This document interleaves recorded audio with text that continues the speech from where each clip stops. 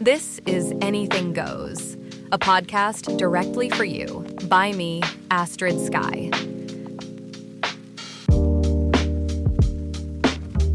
I was reading through some of your messages earlier today, and one of them stayed with me long after I closed my laptop.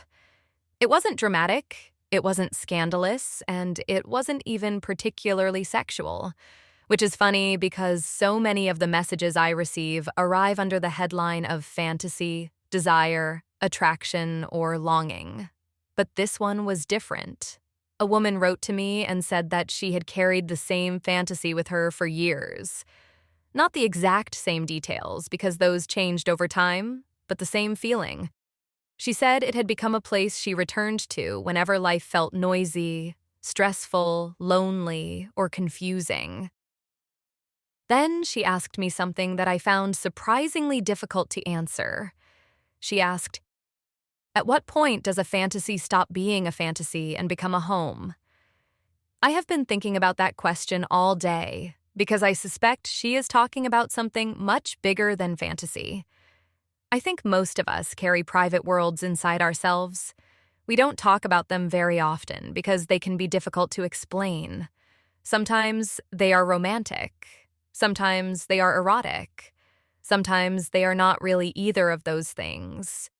They are simply places in our imagination where we feel more understood, more alive, more connected to ourselves than we do in everyday life. And when I say imagination, I don't mean something fake.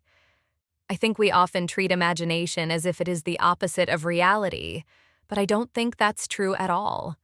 Some of the most real things we experience happen entirely inside us. Think about it for a moment. You can remember a person you haven't seen in 10 years and still feel something in your chest. You can hear a song and suddenly find yourself back in a specific moment of your life. You can think about someone for 5 minutes and change your entire mood. None of those things are physically happening in front of you, but they are still real experiences. Your body doesn't always care whether something is happening right now or whether it is happening in memory, hope, longing, or imagination. Maybe that's why fantasies can become so important to us. I don't think fantasies are always about what we want to do. I think very often they are about who we want to be or how we want to feel. When people write to me about desire, I often notice that the details are not actually the most interesting part. The interesting part is the emotion underneath. Someone thinks they are describing attraction, but what they are really describing is freedom. Someone thinks they are talking about romance, but what they are really talking about is being chosen.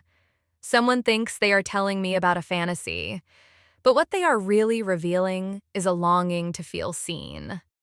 And honestly, I understand that.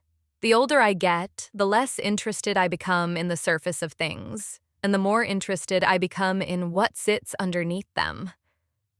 I used to think attraction was simple. You met someone, you liked them, and that was the end of the story. Now I think attraction is one of the most complicated experiences we have. Sometimes we are attracted to a person. Sometimes we are attracted to an energy. Sometimes we are attracted to a possibility, and sometimes we are attracted to a feeling that another person seems to awaken inside us. That's why I don't believe we should be afraid of our fantasies. I'm not saying we should follow every impulse or turn every dream into reality. Those are two completely different things.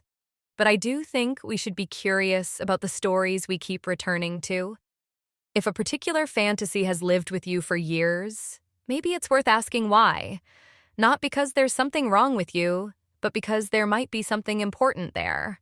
There might be a truth about yourself waiting patiently to be noticed. One thing I've realized from reading your messages is that many people carry a surprising amount of shame around their inner lives. Not because they have done anything wrong, but simply because they think they are strange. They think nobody else has these thoughts.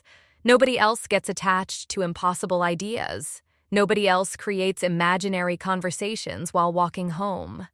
Nobody else remembers a glance from years ago and wonders what might have happened if life had unfolded differently. But if there's one thing your messages have taught me, it's that we're all far stranger than we admit, and we're all far more alike than we think. Maybe that's why I wanted to create this podcast. Not to tell people what they should feel, not to analyze every fantasy, not to turn desire into a problem that needs solving. I wanted a place where we could talk honestly about the things that move us, the people we remember, the dreams we return to, the strange little stories that follow us through life and quietly shape who we become. And maybe that brings me back to the question from the beginning. When does a fantasy become a home? I don't know if I have the perfect answer, but I think a fantasy becomes a home when it stops being about escape and starts being about recognition. When you return to it because something there feels true, not literally true, emotionally true. It reflects a part of you that perhaps doesn't get enough space in everyday life. Maybe that's why some fantasies stay with us for months while others stay for decades. Maybe they're not asking to become reality. Maybe they're simply asking to be understood. Thank you for spending this time with me. Thank you for your messages, your honesty, your courage, and your trust. I read more of them than you probably imagine, and every now and then one of them becomes the beginning of a conversation like this one. This was Anything Goes, a podcast directly for you, by me, Astrid Sky.